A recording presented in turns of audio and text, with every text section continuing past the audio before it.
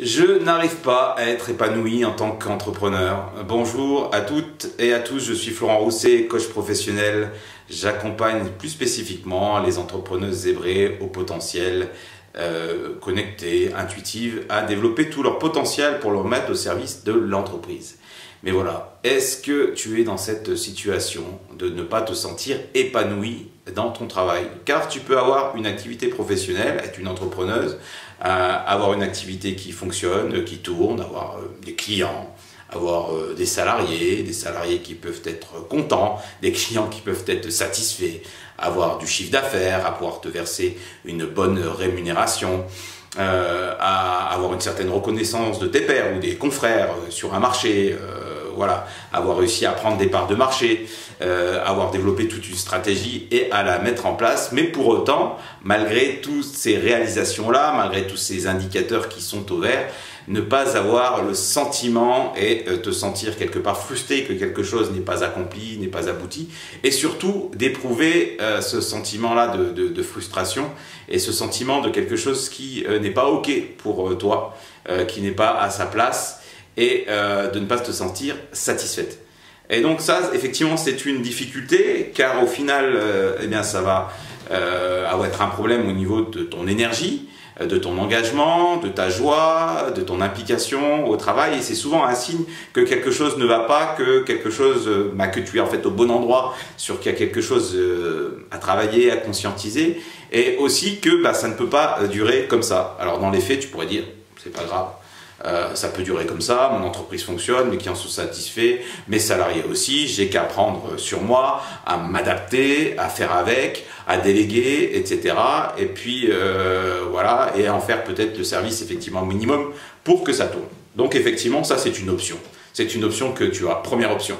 La deuxième option, c'est de te dire, il y a quelque chose qui ne me va pas, je ne suis pas satisfaite, et si je crée une activité professionnelle, une entreprise, c'est certes pour que ça m'apporte de la rémunération, pour que ça soit rentable, mais pour que ça ait un sens pour moi, pour que ça apporte aussi une contribution pour les autres, pour les clients.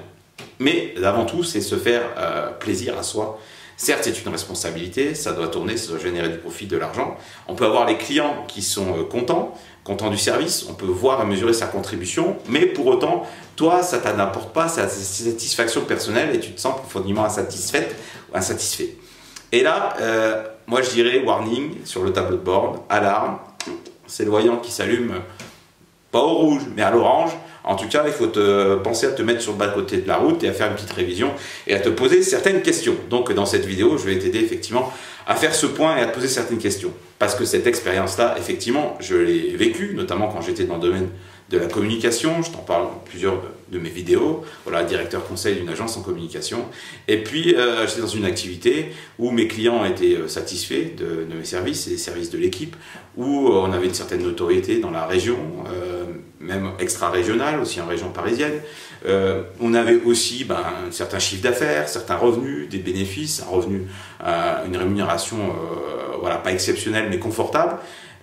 Donc plutôt les signaux sur le tableau de bord qui sont au vert. Mais voilà, au fil des années, par rapport à, c'est installé la lassitude, aussi un développement aussi personnel, des questions que je me suis posées, une envie de contribuer différente, des centres d'intérêt différents, et qui fait que tout est ouvert sur le tableau de bord, sauf il y avait un petit clignotant qui clignotait à l'orange, qui était celui de ma satisfaction personnelle, de mon intérêt et du sens que j'accordais à ce métier, à ce travail, d'accompagner les gens dans le domaine de la communication et du marketing.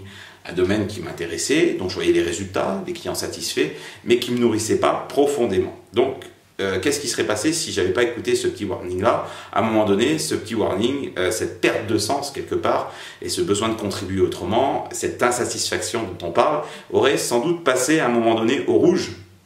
Voilà, et m'aurait mis en état de fatigue, d'épuisement, ça pouvant aller jusqu'au burn-out, de manque de sens. Et du coup, à un moment donné, stop, tout s'arrête, plus possibilité d'aller travailler, d'aller avec les équipes, d'aller voir les clients.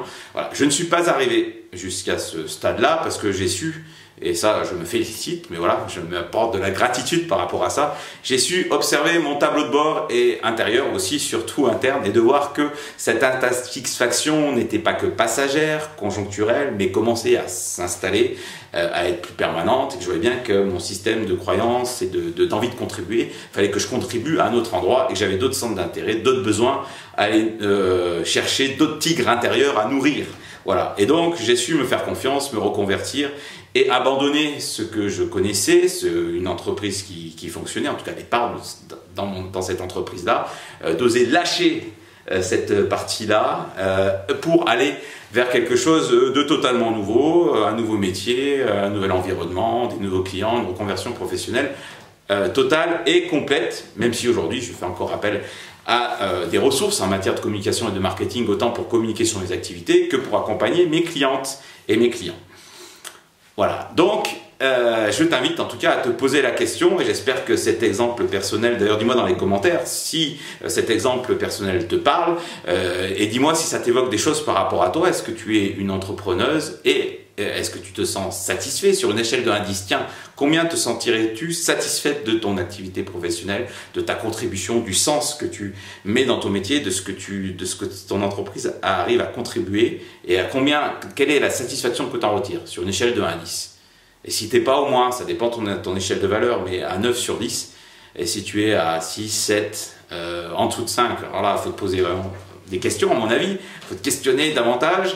Et même si tu es à 6 ou 7, te dire si ça te satisfait pleinement, ou si cette frustration, cette insatisfaction que tu ressens, est-ce que tu as envie d'élever ton niveau d'exigence pour aller chercher sur une échelle, aller à 8, à 9 et frôler les 10, voilà, pour pouvoir t'épanouir pleinement, parce que pour moi c'est vraiment ça le but d'une entreprise, et me dire qu'une entrepreneur épanouie, c'est des clients aussi épanouis, c'est plus d'impact positif, c'est des salariés plus heureux, et si tu es à la bonne place, tes salariés seront aussi à la bonne place et tes clients aussi seront à la bonne place, et tu auras un impact positif sur ta vie, ton entourage et celle des autres. Voilà ce que je voulais partager avec toi. Donc je suis curieux d'avoir tes avis et de connaître ta satisfaction, ton insatisfaction que tu peux exprimer en commentaire. N'hésite pas aussi à me poser des questions, à dire si tu aimes cette vidéo, à t'abonner à cette chaîne YouTube bien entendu.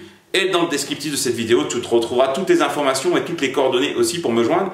Et si tu sens que la satisfaction n'est pas totalement là dans ton projet entrepreneurial, dans ton entreprise aujourd'hui, je t'invite vraiment à revenir vers moi pour prendre un appel téléphonique ensemble et faire le point sur ta situation. J'ai plein de méthodes et d'outils et de démarches, une démarche particulière notamment autour des intelligences nature multiples qui te permettent de mettre le doigt au bon endroit et d'appuyer sur le bon bouton pour prendre la bonne décision, pour retrouver cette envie d'entreprendre et cette joie d'entreprendre. Voilà ce que je voulais partager avec toi sur cette vidéo. Je te souhaite plein de satisfaction dans ton entreprise et je te dis à bientôt sur d'autres vidéos.